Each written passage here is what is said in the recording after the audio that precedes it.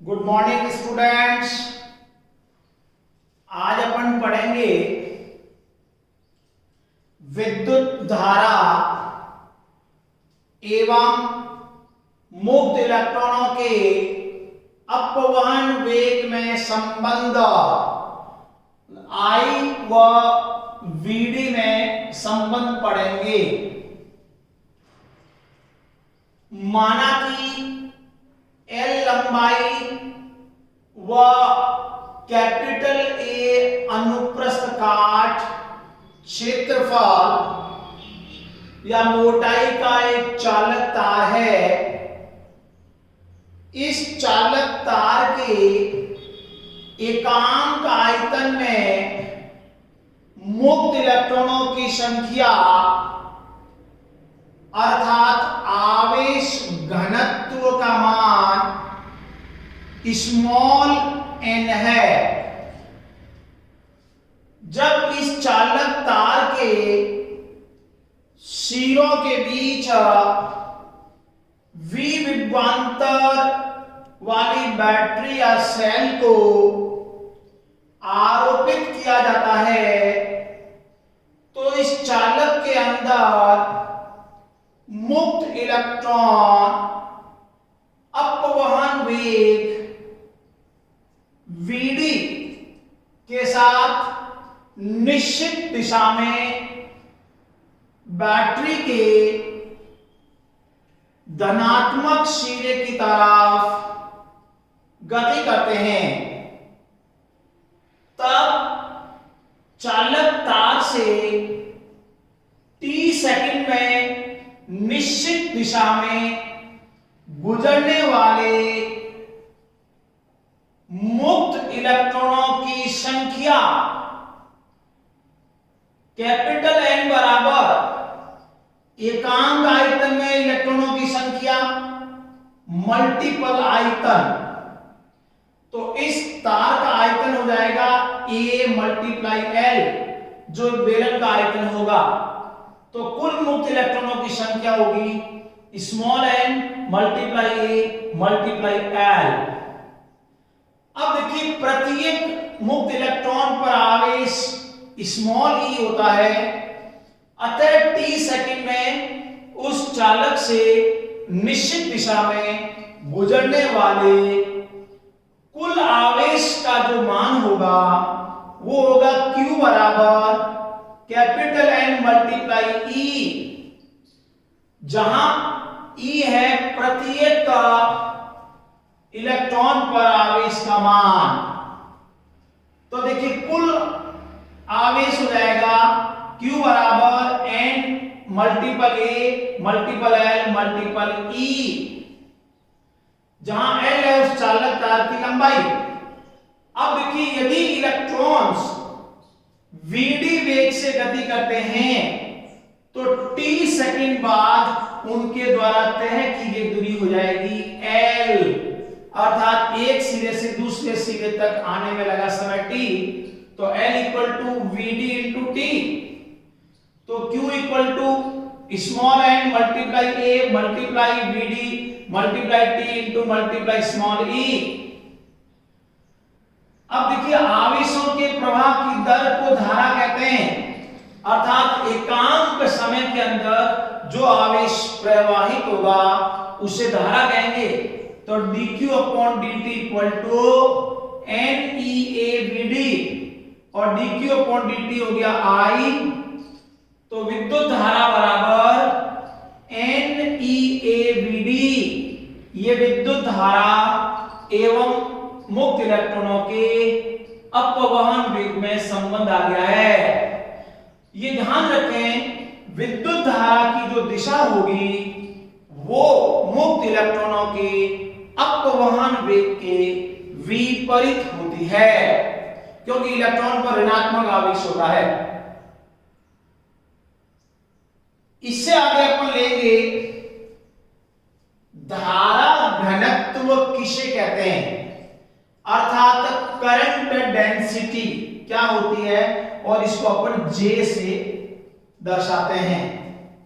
देखिए यहां पर एक चालक तार है दो अलग अलग अनुप्रस्थ काट का है, एक जगह मोटाई ज्यादा है, एक जगह मोटाई कम है, पतला है, मोटा है, मतलब काट क्षेत्रफल ए ज्यादा है, A1 और A2 कम है। तो जहां तार मोटा है वहां धारा की मात्रा फैली हुई होगी, वहां धारा का घनत्व कम होगा, और जहां तार पतला है, क्षेत्रफल कम है, वहां धारा की सघनता या धारा घनी होगी। अतः जहां धारा घनी होगी वहां धारा का घनत्व अधिक होगा, और जहां धारा दूर दूर होगी वहां धारा का घनत्व कम होगा। तो धारा का घनत्व जो है वो उसके काट क्षेत्रफल के व्युत्क्रमानुपाती हो जाता है। अतः किसी चालक तार के एकांक अनुप्रस्थ काट क्षेत्रफल, एकांक अनुप्रस्थ काट क्षेत्रफल के लंबवत गुजरने वाली धारा को धारा घनत्व कहते हैं। यदि अनुप्रस्थ काट क्षेत्रफल कैपिटल ए के लंबवत धारा आई गुजरती है या प्रवाहित होती है तो धारा घनत्व का मान हो जाएगा J बराबर I अपॉन A। जहां क्षेत्रफल ज्यादा है वहां धारा घनत्व कम है, और जहां क्षेत्रफल कम है वहां धारा घनत्व ज्यादा है, जबकि दोनों जगह धारा समान रहती है, क्योंकि जितनी धारा इधर से आएगी उतनी धारा इधर से निष्कासित हो जाएगी। अतः धारा घनत्व का जो मान होगा वो अनुप्रस्थ काट क्षेत्रफल के व्युत्क्रमानुपाती होता है। यदि चालक का काट क्षेत्रफल का अभिलंब धारा के साथ में थीटा कोण पर है, अर्थात धारा जो है वो काट क्षेत्रफल के अभिलंब के साथ थीटा कोण पर गुजरती है, तब धारा घनत्व का मान J बराबर I upon A cos theta होगा, क्योंकि उसका A cos थीटा क्षेत्रफल जो है वही धारा I के लंबवत होगा। तब धारा घनत्व का मान आ जाएगा I upon A cos theta, या धारा का मान आ जाएगा I equal to J cos theta, जहां थीटा जो है वो पृष्ठ के अभिलंब मतलब अनुप्रस्थ काट क्षेत्रफल के अभिलंब व धारा के बीच का कोण है। तो I इक्वल टू अपन लिख सकते हैं J डॉट A, क्योंकि दो सदिशों का जो cos के अंदर प्रोडक्ट आता है वो डॉट प्रोडक्ट होता है, डॉट प्रोडक्ट बिंदु गुणनफल। इसीलिए अपन बोलते हैं धारा अदिश राशि है और धारा घनत्व सदिश राशि है। अब फिर से देखिए, यदि किसी अल्प क्षेत्रफल DA, अल्प क्षेत्रफल DA के तल के लंबवत गुजरने वाली धारा DI है, तो यहां पर धारा घनत्व का मान हो जाएगा DI अपॉन DA। क्षेत्रफल बढ़ेगा, धारा बढ़ेगी, तो दोनों का अनुपात नियत रह जाएगा। तो J बराबर DI अपॉन DA, या फिर DI equal to J multiply DA।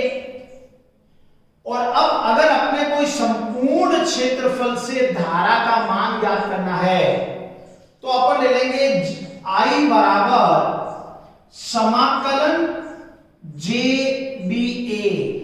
मतलब धारा घनत्व का इस संपूर्ण क्षेत्रफल के सापेक्ष समाकलन कर देंगे तो अपने को इस पूरे क्षेत्रफल से निकलने वाली धारा का मान ज्ञात हो जाएगा।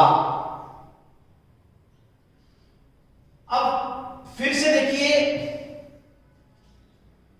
धारा घनत्व एक सदिश राशि है जो उस चालक के एक बिंदु विशेष का गुण होती है। धारा घनत्व का मात्रक एम्पियर प्रति मीटर स्क्वायर होता है। धारा घनत्व की विमा एम्पियर अपॉन मीटर स्क्वायर की विमा m0 l की घात -2 t की घात 0 a की घात 1 होती है। धारा घनत्व की दिशा चालक तार के सिरों के बीच आरोपित विद्युत क्षेत्र या विद्युत विभव की दिशा में होती है, अर्थात J और E के बीच में कोण 0 होता है। J और E दोनों समांतर होते हैं। धारा घनत्व का मान उस चालक के अनुप्रस्थ काट क्षेत्रफल के व्युत्क्रमानुपाती होता है। जब धारा नियत है, जैसा कि दो या दो से ज्यादा अलग अलग मोटाई के तार श्रेणी क्रम में जुड़े हैं, तो उनमें धारा घनत्व का मान क्षेत्रफल के व्युत्क्रमानुपाती होगा, क्योंकि यहां पे धारा नियत है। तो जो क्षेत्रफल सबसे कम होगा वह धारा घनत्व सबसे ज्यादा होगा, और जो क्षेत्रफल सबसे ज्यादा होगा वह धारा घनत्व का मान सबसे कम होगा। तो अगर अपने को दो अलग अलग क्षेत्रफल पे धारा घनत्व का अनुपात देना है तो अपन ले सकते हैं J1 upon J2 equal to A2 upon A1 और J1 upon J2 equal to R2 square upon R1 square, जहां R1 और R2 है उस चालक तार के त्रिज्याओं का अनुपात। तो जहां त्रिज्या ज्यादा होगी वह धारा घनत्व कम होगा, और जहां त्रिज्या कम होगी वह धारा घनत्व का मान ज्यादा होगा। इससे आगे अपन ले रहे हैं धारा घनत्व एवं विद्युत क्षेत्र में संबंध। देखिए, जब किसी चालक तार के सिरों के बीच अपन बैटरी को आरोपित करते हैं तो उस चालक के अंदर प्रत्येक बिंदु पर विद्युत क्षेत्र E उत्पन्न हो जाता है, और उसी विद्युत क्षेत्र की वजह से मुक्त इलेक्ट्रॉन अपवहन वेग के साथ बैटरी के धनात्मक सिरे की तरफ गति करते हैं, और उसी अपवहन वेग की वजह से वह धारा उत्पन्न होती है। तब विद्युत धारा एवं अपवहन वेग में संबंध होता है I इक्वल टू NEAVD। अब अपन I अपॉन A करते हैं तो धारा अपॉन क्षेत्रफल होता है धारा घनत्व, तो J बराबर N multiple E small VD। ये आपके पास में धारा घनत्व और अपवहन वेग में संबंध आ गया है। अब फिर से देखिए, अपवहन वेग VD की जगह पर लिख सकते हैं small e capital E upon mass multiply T average. तो धारा घनत्व आ जाएगा J equal to NE square T average upon M, जहां ये M है इलेक्ट्रॉन का द्रव्यमान, T एवरेज है श्रांति काल, और N है एकांक आयतन में मुक्त इलेक्ट्रॉनों की संख्या, और ये E कैपिटल E है विद्युत क्षेत्र की तीव्रता। तो ये J और विद्युत क्षेत्र की तीव्रता में संबंध आ गया है। N multiply E square T average upon M को अपन सिग्मा लिख सकते हैं, जहां ये सिग्मा बराबर N E square T average upon M उस चालक तार की चालकता कहलाती है।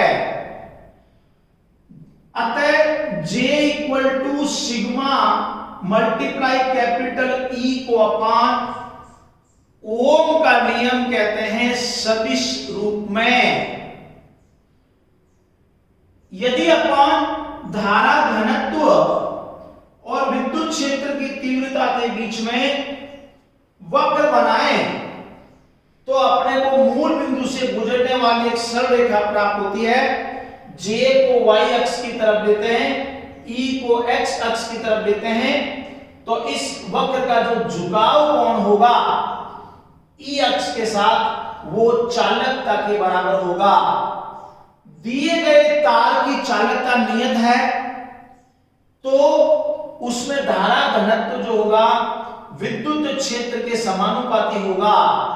यदि विद्युत क्षेत्र 0 होगा तो धारा घनत्व 0 होगा और धारा का मान भी 0 होगा। इससे आगे अपन लेंगे किसी चालक में मुक्त इलेक्ट्रॉनों की संख्या या उस चालक के अंदर एकांक आयतन में मुक्त इलेक्ट्रॉनों की संख्या की गणना किस प्रकार से करते हैं।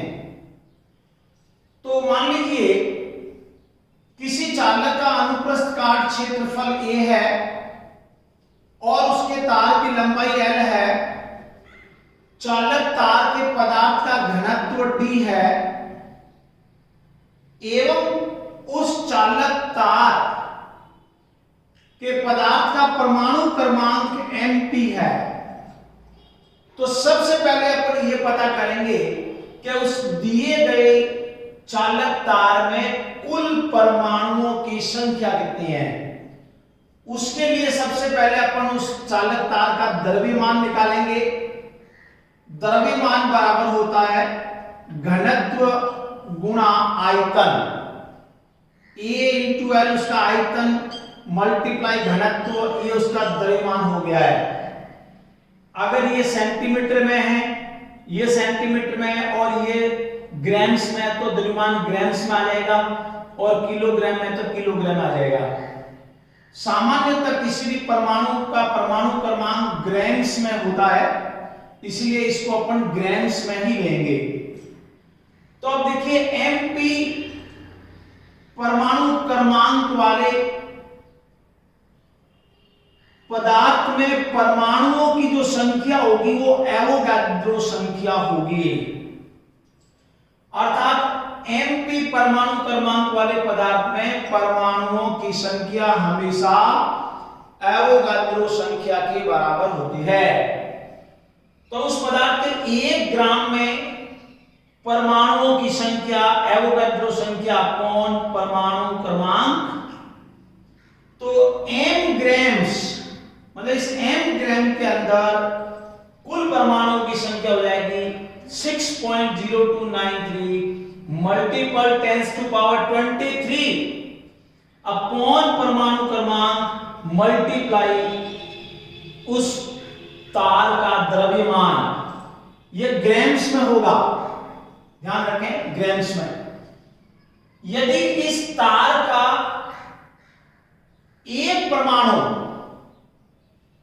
एक मुक्त इलेक्ट्रॉन उपलब्ध कराता है या एक परमाणु से एक मुक्त इलेक्ट्रॉन उपलब्ध होता है तो कुल मुक्त इलेक्ट्रॉनों की संख्या हो जाएगी n बराबर, ये आपके पास में कुल परमाणुओं की संख्या मल्टीप्लाई 1, क्योंकि यहां पे 1 एक एटम एक ही इलेक्ट्रॉन दे रहा है।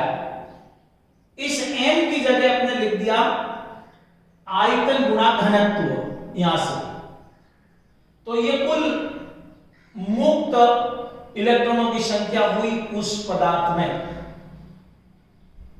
तो उस चालक तार के एकांक आयतन में मुक्त इलेक्ट्रॉनों की संख्या अर्थात आवेश घनत्व का जो मान होगा वो हो जाएगा, अपॉन आयतन करोगे तो a अपॉन l का भाग लगाएंगे तो ये कैंसिल हो जाएगा, तो आपके पास हो जाएगा small n equal to Avogadro संख्या मल्टीप्लाई घनत्व अपॉन परमाणु क्रमांक।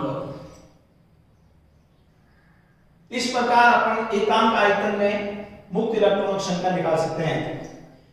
इसको आप अपने एक उदाहरण से ले रहे हैं।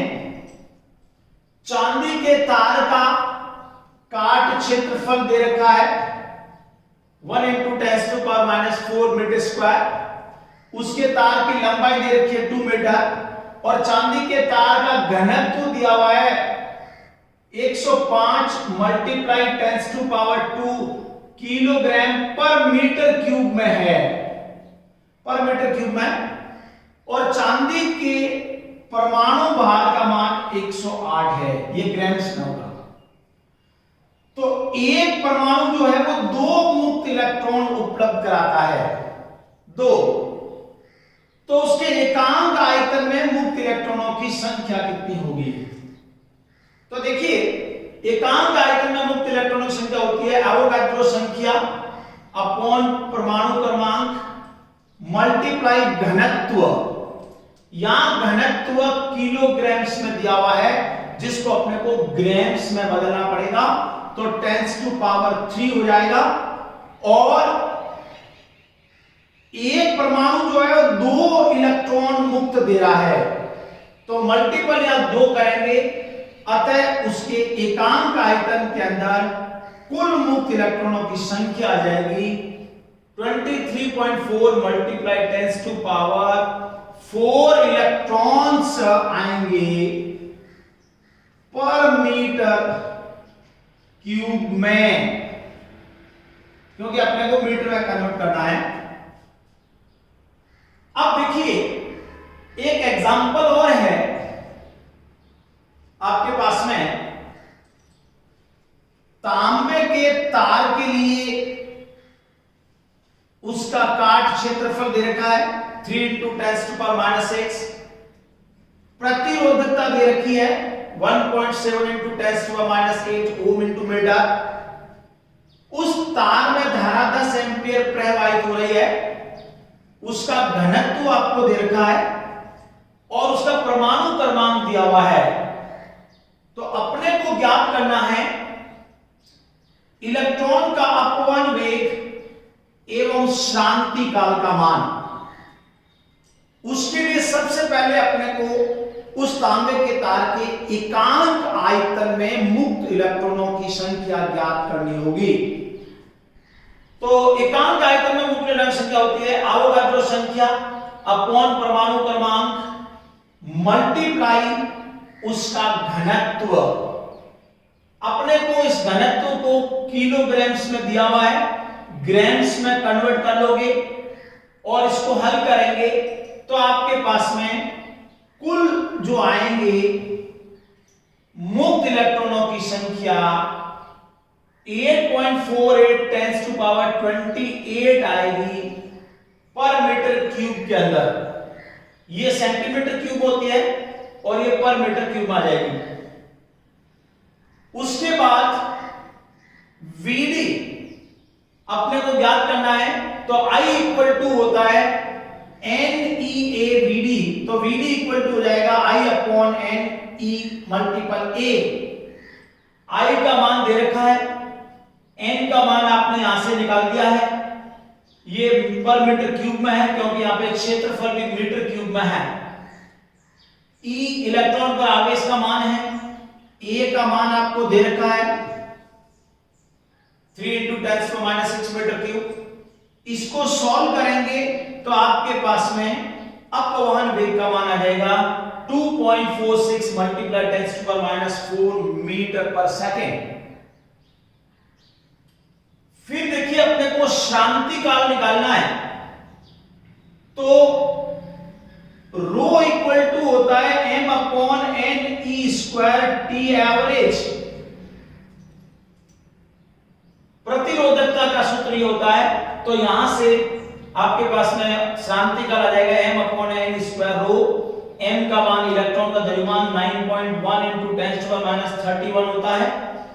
n आपको दे रखा है, e आपको पता है 1.6 × 10⁻19 का होल स्क्वायर, रो अपने को दे रखा है 1.7 × 10⁻8, और इसको सॉल्व करेंगे तो आपके पास में आ जाएगा 2.5 × 10⁻14 सेकंड श्रांति काल आ गया, जो अति अल्प है, 10⁻14 के क्रम का। उसके बाद एक उदाहरण अपन और लेते हैं। ये उदाहरण धारा घनत्व पर है। धारा घनत्व का मान उस तार के अंदर त्रिज्या के साथ साथ बदल रहा है। इस तरीके से J = J0 1 - R/R। Capital R इसकी त्रिज्या है और इसके अक्ष से लेकर सतह तक धारा घनत्व इस तरह से बदल रहा है। अपने को धारा का मान निकालना है, तो धारा इक्वल टू होता है समाकलन JdA। dA है इस लिए गए अल्पांश का क्षेत्रफल। इस अल्पांश की त्रिज्या स्मॉल r है, तो इसकी परिधि हो जाएगी 2πr। इसकी मोटाई है dr, तो ये उसकी पट्टी का क्षेत्रफल आ गया है जो आपने ली है इसका। dA की जगह 2πr × dr, J की जगह J0 1 - R/R। अब यहां से J0 और 2πr स्थिरांक है, इससे बाहर हो जाएंगे समाकलन से। फिर समाकलन 0 से लेकर सतह तक लेना है। यह small r dr minus r और r² अपॉन कैपिटल R। फिर r का r के सापेक्ष समाकलन करेंगे तो r²/2 लिमिट आ जाएगी 0 से r। फिर माइनस इस r² का r के सापेक्ष समाकलन करेंगे तो r³ 3, और ये कैपिटल R स्थिर है तो स्थिरांक का रहेगा, लिमिट आ जाएगी r to 0। फिर अपन लिमिट को ओपन करेंगे तो r स्मॉल की जगह कैपिटल R², फिर माइनस लगा के r की जगह 0, तो ये रह जाएगा r²/2। फिर माइनस ये 1/r,